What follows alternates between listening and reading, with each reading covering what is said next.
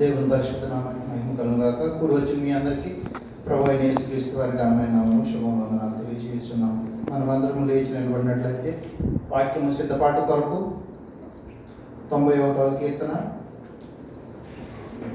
10వ వచనం నుండి 16వ వచనం వరకు ఉత్తర పద్ధతులుగా ధ్యానం చేసుకుందాం. 91వ కీర్తన 10వ వచనం నుండి 16వ వచనం వరకు.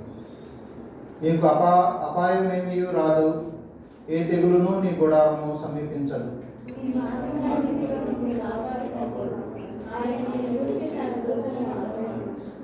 నీ పాదములకు రాయి తగలకుండా వారు నిన్ను తమ చేతుల మీద ఎత్తి పట్టుకొందురు.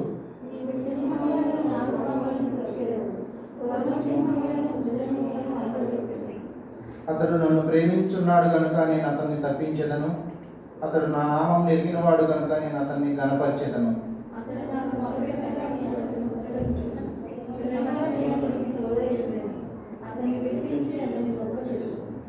అందరం చదువుతాం. దీర్ఘాయువు చేత అతన్ని తృప్తిపరిచేదను, నా రక్షణ అతనికి చూపించేదను. దయచేసి కూర్చున్నాను. దేవుని పరిశుద్ధ నామానికి మహిమ కలుగుగాక. కూడి వచ్చి మీ అందరికీ ప్రభు అయిన యేసుక్రీస్తు వారి ఘనమైన నామములో శుభవందనాలు తెలియజేస్తున్నాం. ప్రభు మనం గత 6 మాసాలు కాపాడి కరుణించి ఆయన యొక్క పరిశుద్ధ సన్నిధిలో 7వ మాసం మొదటి ఆదివారం దినమందు మనం మాత్రం ఆయన సన్నిధిలో ఈ సమకూర్చబడి ఉంటే ఎంతో భాగ్యం కనుక ప్రభు నాకు ప్రియమైన వారా 10వ వచనం నుండి చదువుకుందాం.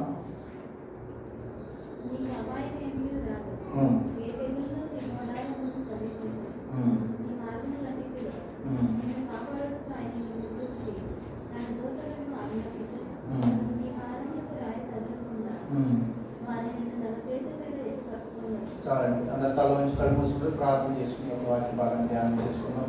పరిశుద్ధుడైన తండ్రి, పరలోకపు రాజా, నీ బంగారు పాదాలు వందనాలు స్తోత్రాలు. గడిచిన దినములని కృపాక్షేమంలో మా వెంట ఉంచి ప్రభా తండ్రి, ఇంతవరకు కాచి కాపాడి కరుణించినందుకు వందనాలు స్తోత్రాలు ప్రభా. ఎక్కడైతే ఇద్దరు ముగ్గురు నీ నామం కూడి ఉంటారో వారి మధ్యలో నివాసం చేస్తానని తెలియజేసిందేవా నీ వందనాలు. నీ పరిశుద్ధ పాదములకు స్తుతులు స్తోత్రాలు వందనాలు చెల్లించుకుంటూ ప్రభా ఆయన మీరు ఇచ్చినటువంటి వాక్య సందేశం ద్వారా ఆయన మా హృదయానికి ప్రభా ఆయన నెమ్మది దయచేసి ఈ యొక్క వాక్య వెలుగులో మా జీవితాలను సరిచేసుకున్నట్లు మీ కృప చూపమని, మీరే ఘనత మహిమ ప్రభావాలు పొందుకోమని యేసుక్రీస్తు ప్రభువతి శ్రేష్టమైన నామములో ప్రార్థించి వేడుకొనుచున్నాము తండ్రి, ఆమేన్.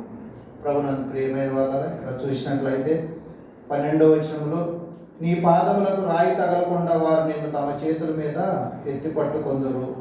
ప్రభు మనందరిని కూడా ఆయన సన్నిధానంలో ప్రతి దినము కూడా కాచి కాపాడుతూ మరి మనకేమీ అపాయం రాకుండా, ఏ తెగులును మన గుడారాలకు సమీపించకుండా మన మార్గమంతట్లో కాపాడుచు ఆయన తన దూతలను గురించి మనకు మరి ఆయన ఆజ్ఞాపిస్తున్నాడు. మన యొక్క విషయమే ప్రభునందు ప్రియమైన వాళ్ళరా. కాబట్టి ప్రభు సన్నిధిలో మన యొక్క జీవితాలను అటు పాదములకు రాయి తగలకుండా కాచి కాపాడేటువంటి దేవుని సన్నిధిలో మనము ముందుకు కొనసాగుతున్నప్పుడు అటు రీతిగా రక్షించబడినటువంటి మనము దేవుని యొక్క సన్నిధిలో అతడు నా నామం నెరిగినవాడు కనుక నేను అతన్ని ఘనపరిచేదను, అతడు నాకు మొరపెట్టగా నేను అతనికి ఉత్తరం ఇచ్చేదను, శ్రమలో నేను అతనికి తోడై ఉండేదను, అతన్ని విడిపించి అతన్ని గొప్ప చేసేదను అనే వాగ్దానాన్ని ప్రభు మనకు దయచేస్తున్నాడు. అందుకే యెషయా భక్తుడు అంటున్నాడు 52వ అధ్యాయము 7వ వచనంలో ఆయన యొక్క వాక్యం ఏమని బోధిస్తున్నానుగా, యెషయా గ్రంథము 52వ అధ్యాయము 7వ వచనం.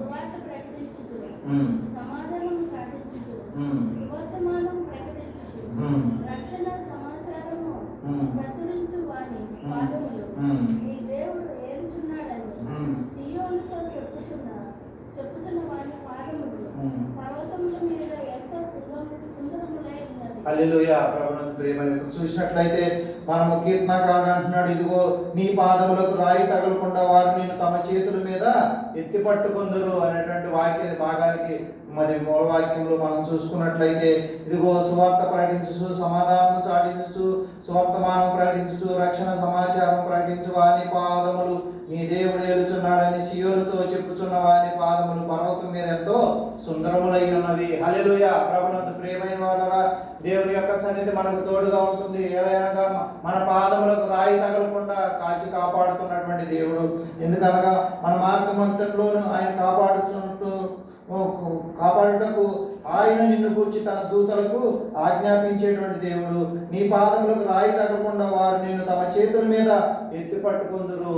కాబట్టి ఆయన యొక్క సన్నిధిలో మనం రక్షించబడిన విధానాన్ని బట్టి మనం ఆ యొక్క రక్షణ సువార్తలో పాల్గొంటూ ఉన్నప్పుడు, ఆ యొక్క రక్షణ సమాచారం ఇతరులకు ప్రకటిస్తూ ఉన్నప్పుడు, ఇదిగో నీ దేవుడు ఏలుచున్నాడని సియోనుతో చెప్పుచున్న వాని పాదములు, సియోను అనగా మరి ఇక్కడ సంఘమై ఉన్నది ప్రభునందు ప్రియమైన వారరా.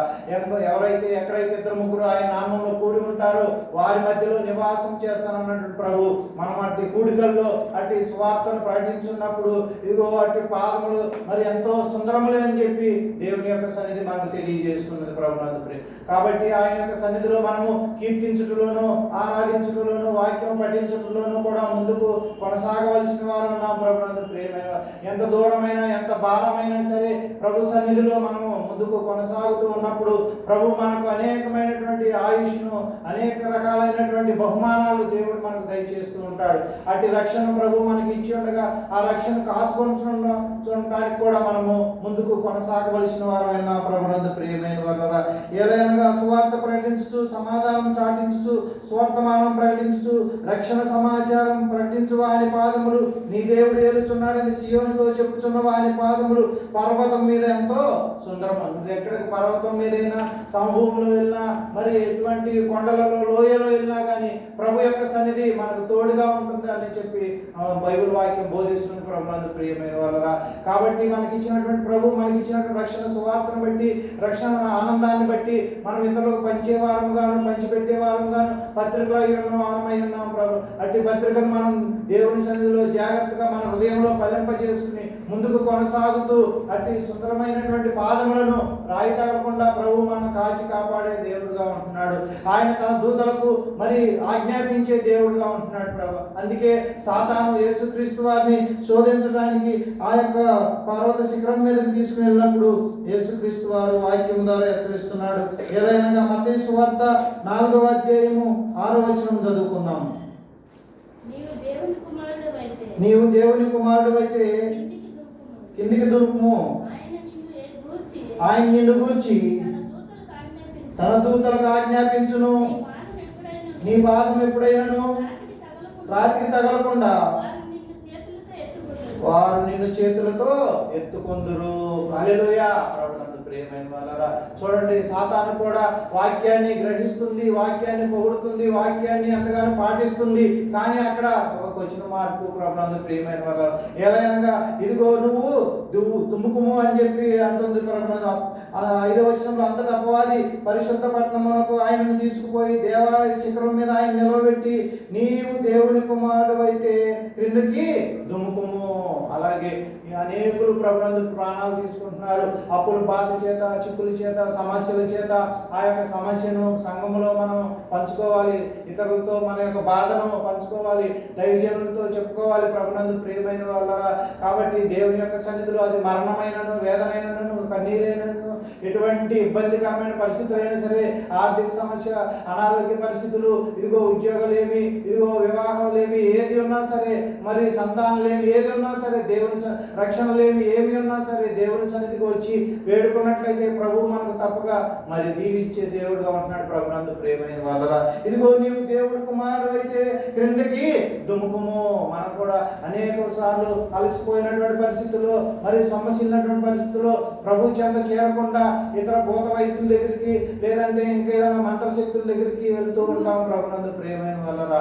వాటిని పాటించకుండా దేవుని ఆలయానికి రావాలి, ఆయన యొక్క సన్నిధిలో మనం వేడుకోవాలి, ఆయన కృతజ్ఞతాస్తుతులు చెల్లించాలి. పరిశుద్ధ నామం ప్రభు మనకి ఇచ్చిన రక్షణ ఆనందాన్ని బట్టి ఇతరులతో పంచుకోవాలి ప్రభునందు ప్రియమైన వాళ్ళరా. అయ్యో గత వారమే కదా, గత నెలే కదా, గత సంవత్సరమే కదా నా ఇంట్లో ఏదో కూడికి జరిగింది అని చెప్పి అనుకోకూడదు. కానీ దినదినము ప్రభు మనకి ఇచ్చినటువంటి శక్తి కొలది ఆయన సన్నిధిలో ప్రభువును వేడుకోవాలి. అప్పుడు ప్రభు యొక్క సన్నిధి మనకు తోడుగా ఉంటుంది ప్రభునందు ప్రియమైన వాళ్ళరా. కాబట్టి సువార్త ప్రకటించు వాని పాదములు పర్వతం మీద ఎంతో సుందరములై ఉన్నవి అని చెప్పేటువంటి వాగ్దానాన్ని మనం పొందుకుని మన యొక్క కుటుంబాలకు అందించి, మన యొక్క గ్రామానికి అందించి, ఇతర దేశాల్లో ఎక్కడికి వెళ్ళినా సరే ప్రభు యొక్క సన్నిధిని కనుగొనడానికి ప్రభు మనకు తోడుగా ఉంటాడు ప్రభునందు ప్రియమైన వాళ్ళరా. కాబట్టి యోహాను సువార్త 11వ అధ్యాయం 32వ వచనంలో కూడా ప్రభు అయినటువంటి యేసుక్రీస్తు వారు చేయుచున్నటువంటి ఆ యొక్క త్యాగాన్ని మనం కూడా చేయవలసిన వారన్నాం. యోహాను సువార్త 11:32. అంతటా మరియ యేసు ఉన్న చోటుకు వచ్చి ఆయనను చూచి ఆయన పాదముల మీద పడి, ప్రభువా, నీవు ఇక్కడ ఉండిన యెడల నా సహోదరుడు చావకుండును అనెను. ఆమె ఏడ్చుటయు ఆమెతో కూడా వచ్చిన యూదులు ఏడ్చుటయు యేసు చూసి కలవరపడి ఆత్మలో మూలుగుచు అతన్ని ఎక్కడ ఉంచిరని అడగగా వారు, ప్రభువా, వచ్చి చూడమని ఆయనతో చెప్పారు. హల్లెలూయా ప్రభునందు. అలాగే మన యొక్క ప్రతి సమస్య విషయంలో దైవజనులతోనూ సంఘంతోనూ పంచుకుని, అయ్యో నా కుటుంబం కొరకు, నా యొక్క స్థలం కొరకు, నా యొక్క మరి బంధుమిత్రుల కొరకు, నా కొరకు ప్రార్థించమని చూపించాలి ప్రభు. మన యొక్క పరిస్థితులన్నీ కూడా చూపించాలి ప్రభునందు. ప్రియమైన వాళ్ళ సంఘంతో పంచుకోవాలి. అటువలే యేసుక్రీస్తు వారు చేస్తున్నటువంటి మరి ఇంకొక ప్రత్యేకమైన కార్యక్రమం ఏమదనగా యోహాను సువార్త 13:4 చదువుకుందాం. భోజన పంక్తిలో నుండి లేచి తన పై వస్త్రము అవతల పెట్టివేసి ఒక తువాలు తీసుకొని నడుమునకు కట్టుకొనెను. అంతటా పళ్ళెంలో నీళ్లు పోసి శిష్యుల పాదములు కడుగుటకును తాను కట్టుకొని ఉన్న తువాలుతో తుడుచుటకు మొదలు పెట్టెను. హల్లెలూయా ప్రభునందు. ప్రేమ చూడండి, ప్రభు అయినటువంటి యేసుక్రీస్తు వారు ఎట్టి త్యాగంతో శిష్యుల యొక్క పాదాలను కడుగుతూ ఉన్నారు ప్రభునందు. ప్రియమైన వాళ్ళరా, అటువలే మనం కూడా మన యొక్క జీవితంలో సంఘ విషయంలో కానీ, అదిగో దేవుని యొక్క ఆరాధన విషయంలో కానీ, దేవుని యొక్క సన్నిధిలో మనం చేసి ఉన్నటువంటి పరిస్థితుల విషయంలో కానీ మనం తగ్గించుకోవాలి ప్రభునందు. ప్రియమైన వాళ్ళరా, ఇదిగో ఆయన పర్వతం మీద ఉండి రాజులకు రాజుగా ప్రభువులకు ప్రభువుగా ఉన్నటువంటి యేసుక్రీస్తు వారు ఇదిగో క్రిందకి దిగి శిష్యుల యొక్క పాదాలను కడుగుతూ ఉన్నాడు ప్రభునందు. ప్రియమైన వాళ్ళరా, అందుని బట్టి ఇదిగో సువార్త ప్రకటించు వారి పాదములు పర్వతం మీద ఎంతో సుందరములై ఉన్నవి అంటున్నాడు. అందుకే భక్తుడు అంటున్నాడు, ప్రభునందానందింతును నిరతము ప్రార్థన విజ్ఞాపనములతో విభుడే తీర్చును ఇలా నా చింతలు అభయముతో స్తుతింతు ప్రభున్. యేసుని కొరకై ఇలా జీవించెద వాసురముగనే నన్ను వినము. దోషములన్నీయు పాపెను నివాసమున ప్రభు చేర్చునుగా. యేసుని కొరకై ఇలా జీవించెద వాసురముగనే నన్ను వినము. నాశనకరమగు గుండలు నుండి మోసకరమగు యోగి నుండి నాశ చెరితమై ఎత్తెను నన్ను విచాచి పదమును తొలగించెను. యేసుని కొరకై జీవించెద వాసురముగనే నన్ను వినము. అలయక సలయక సాగిపోదు వెలయక నా ప్రభు మార్గములం. కలిగెను నెమ్మది కలువరి గిరిలో విలువను మార్గము చెంది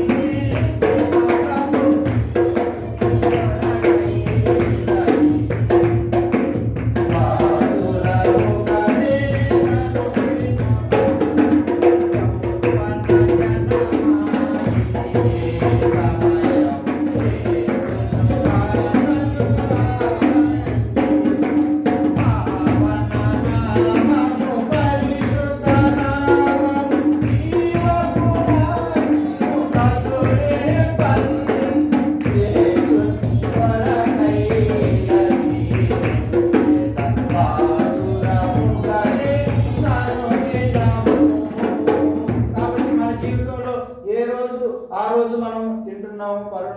మరి మన యొక్క పనులన్నీ కూడా నెమ్మదిగా చేసుకుంటున్నాం ప్రభునందు. ప్రియమైన వాళ్ళ అయినప్పటికీ దినదినము కూడా ఆయన యొక్క సువార్త పరిచయంలో ముందుకు కొనసాగుతున్నప్పుడు ఇదిగో ప్రభు ఇచ్చినటువంటి వాగ్దానం ద్వారా దేవుని సన్నిధిలో ముందుకు కొనసాగడానికి, ఆయన యొక్క పరిశుద్ధ సన్నిధిని మనం దర్శించడానికి, ఆయన యొక్క కృపలో మనం ముందుకు కొనసాగడానికి ప్రభువు నీకు తోడుగా ఉన్నాడు కనుక ప్రభునందు ప్రియమైన వాళ్ళరా, ఎటువంటి ఇబ్బందులైనా సరే, ఎటువంటి వ్యాధులైనా సరే, నీ మార్గములన్నింటిలో నిన్ను కాపాడుటకు ఆయన నిన్ను గూర్చి తన దూతలకు ఆజ్ఞాపించేవాడు అంటున్నాడు. అంతేకాదు నీ పాదములకు రాయి తగలకుండా వారు నిన్ను తమ చేతుల మీద ఎత్తి పట్టుకుందురని వాగ్దానం ద్వారా ప్రభు మన యొక్క జీవితాల్లో ఆయన ఫలించేటువంటి కొమ్మగా మనల్ని ఏర్పాటు చేసుకున్నాడు కనుక ప్రభునందు ప్రియమైన వాళ్ళు, దేని విషయం కూడా మనము సంఘంగా కొనుక ఆయన యొక్క పరిశుద్ధ నామాన్ని బట్టి, ప్రభు ఇచ్చినట్టు మనకి ఇచ్చినటువంటి ఆరోగ్యాన్ని బట్టి, ఆయుష్ని బట్టి, ఆర్థిక వనరులను బట్టి, ముఖ్యంగా ఆయన ఇచ్చిన రక్షణను బట్టి దేవుని స్తుతిస్తూ ముందుకు కొనసాగుతున్నప్పుడు అటు వాగ్దానాన్ని మనం యెషయా గ్రంథం 52వ అధ్యాయం ద్వారా మనం నెరవేర్చుకుంటాం ప్రభునందు ప్రియమైన వాళ్ళరా. ఎలా అనగా ఇదిగో సువార్త ప్రకటించు, సువర్తమానం ప్రకటించు వాని పాదములు పర్వతం మీద ఎంతో సుందరములై ఉన్నవి కనుక అట్టి కృపలోనికి మనము నీ దేవుడు ఏలుచున్నాడని సియోనుతో చెప్పుచున్న వాని పాదములు పర్వతం మీద ఎంతో సుందరములై ఉన్నవి కనుక ప్రభునందు ప్రియమైన వాళ్ళరా, ఆయన యొక్క పరిశుద్ధ సన్నిధి, ఆయన యొక్క కాపుదల ఆ యొక్క పర్వతం మీదకి వచ్చినప్పుడు ఆ యొక్క ఒలివల కొండ మరి ఏ రీతిగా అయితే రెండుగా చీలుతుందో ప్రభునందు ప్రియమైన వాళ్ళరా, అటువలే మన యొక్క జీవితానికి దేవుడు కృపా కనికరం గల దేవుడు, ఆయన యొక్క సన్నిధి మనకు తోడుగా ఉండి ఆయన యొక్క సన్నిధిలో మనమందరం కూడా అనేకమైనటువంటి ఈవులను పొందుకొని ఆయనను సేవించే బిడ్డలుగా ఉండడానికి ప్రభు మనల్ని ఏర్పాటు చేసుకున్నాడు కనుక 91వ కీర్తన మరి ఆ యొక్క 13, 14 వచనాలు చదువుకుందాం.